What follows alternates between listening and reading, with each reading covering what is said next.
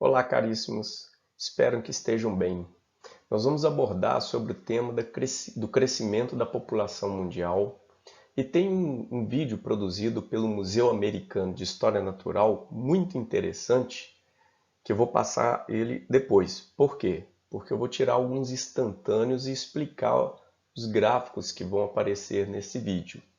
Aí sim vocês vão ter um aproveitamento melhor. Esse é um instantâneo do início do vídeo.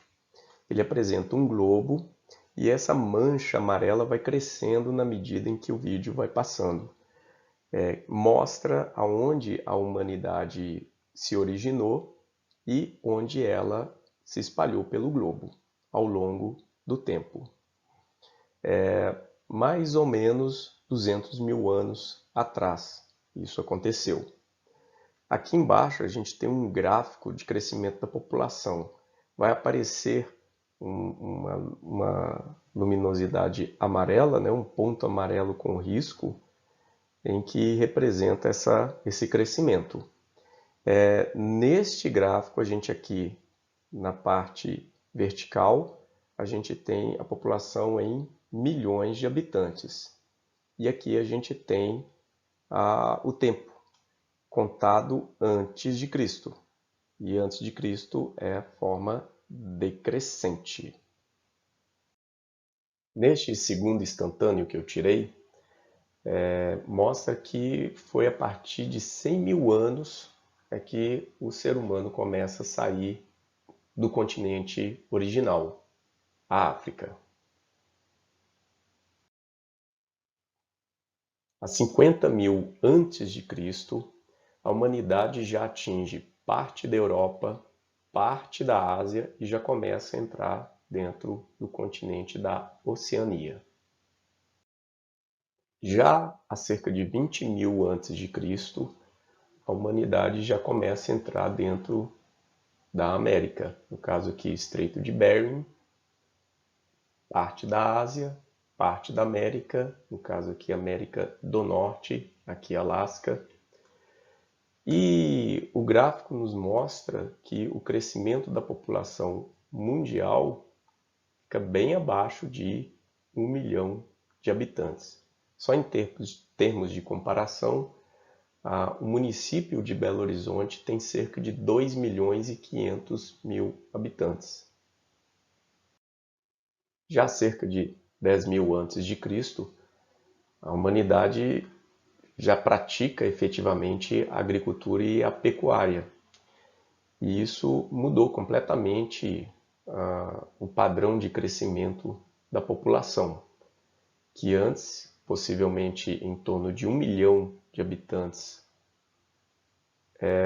passa a ter 170 milhões de habitantes.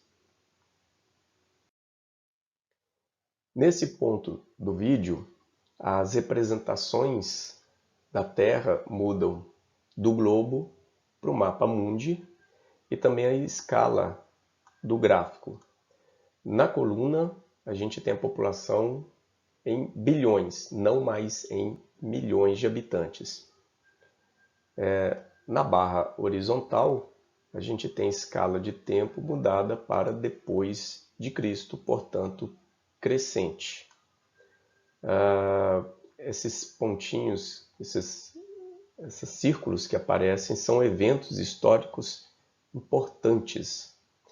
E esse pontinho amarelo são representações importantes, aglomerações importantes de pessoas com mais de 1 milhão.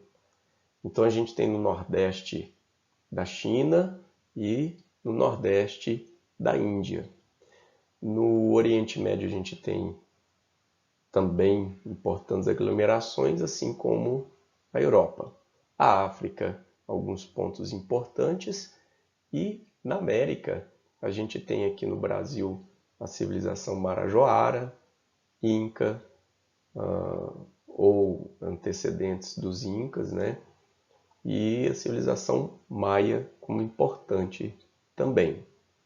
O crescimento da população se mostra um pouco estável.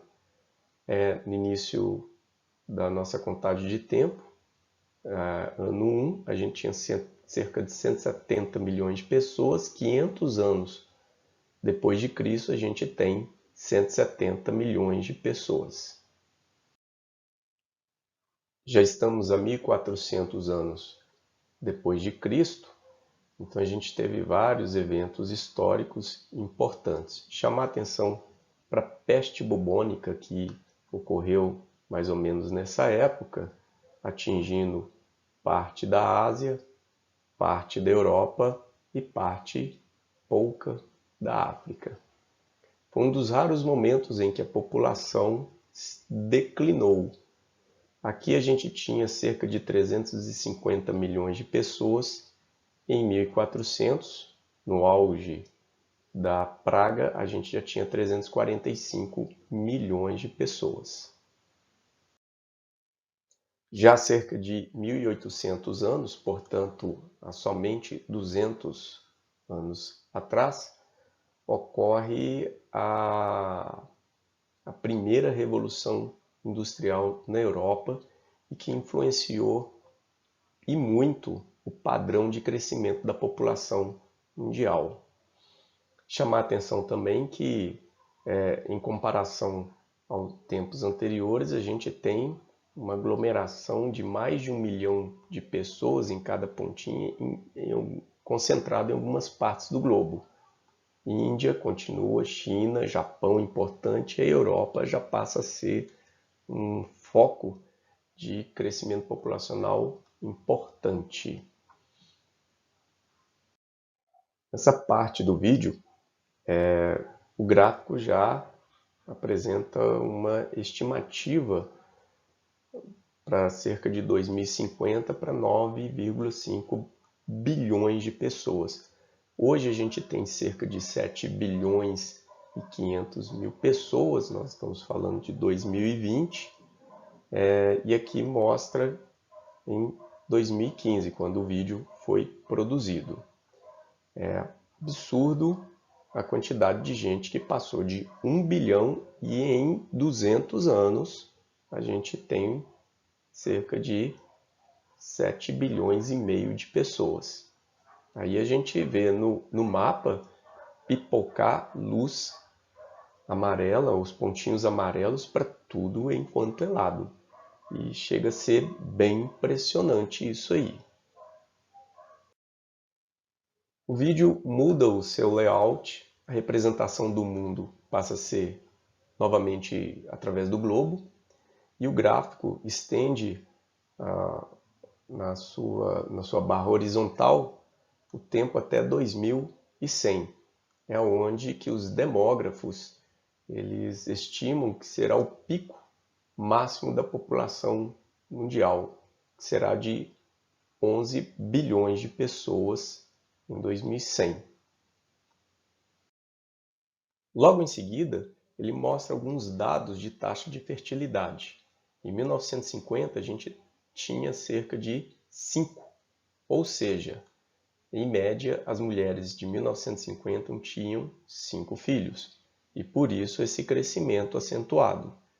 Na medida em que o tempo passa e o mundo fica cada vez mais moderno, a gente sabe que a taxa de fertilidade tende a decrescer. Em 2100, a taxa de fertilidade humana está estimada ou projetada em torno de 2 filhos por mulher. Por isso, esse achatamento da curva do gráfico. Já aqui, eles demonstram expectativas diferentes de taxa de fertilidade. Se a taxa for um pouco maior que 2, aqui está mostrando 2,5, a curva de crescimento da população será intensa. Ou, se for abaixo de 2, 1,5 filho por mulher, a gente tem um rebaixamento mais intenso do que de 2 filhos por mulher. Aqui é que a gente tem dados que nos fazem refletir sobre o que a gente está fazendo com a nossa Terra. A gente precisou cerca de 200 mil anos para chegar ao primeiro bilhão de habitantes. A gente precisou só de 200 anos para chegar a 7. Ou seja, em 2011 tivemos 7 bilhões de habitantes. Lá na primeira Revolução Industrial, há cerca de 200 anos atrás, 1800, a gente tinha somente 1 bilhão de habitantes. Aí a gente pensa, essa grande massa de população que foi acrescentada no globo terrestre em tão pouco tempo traz consequências. E essas consequências têm a ver com o equilíbrio que a Terra tem entre disponibilizar os recursos naturais e o nosso consumo. A gente está vendo que não está legal.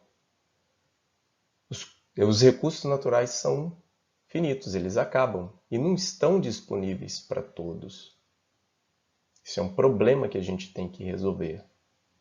Talvez repensar a nossa forma de vida, de relacionar com nós mesmos, a nossa forma de fazer comércio, a gente pensar numa outra alternativa ao capitalismo consumista, eu acho que seria uma forma de escapar desses problemas e construir um mundo que seja próspero e por muito tempo aqui na Terra com a gente e não sem a gente. Aí a gente tem que repensar também a forma com que a gente planeja, faz o planejamento familiar,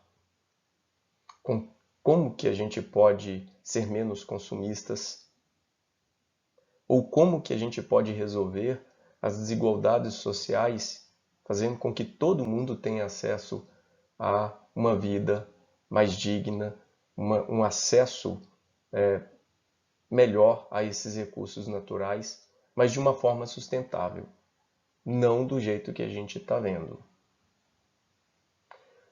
A seguir, vocês vão assistir o vídeo na íntegra e um abraço. Até a próxima.